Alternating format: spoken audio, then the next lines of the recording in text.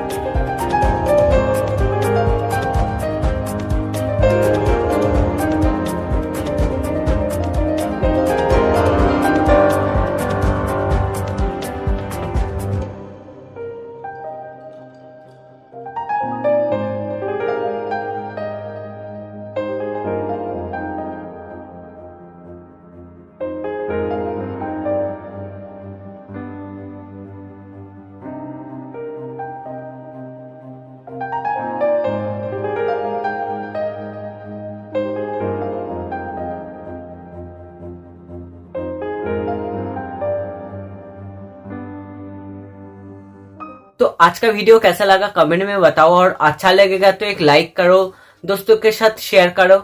और मेरा art video, dance video और व्लॉग वीडियो देखने के लिए मेरा art channel, dance channel and vlog channel को सब्सक्राइब करो। तीनों चैनल का लिंक आपको इस वीडियो की डिस्क्रिप्शन बॉक्स में मिल जाएगा। तो मिलता हूँ नेक्स्ट वीडियो में, तब तक stay home, stay safe, tata, good bye.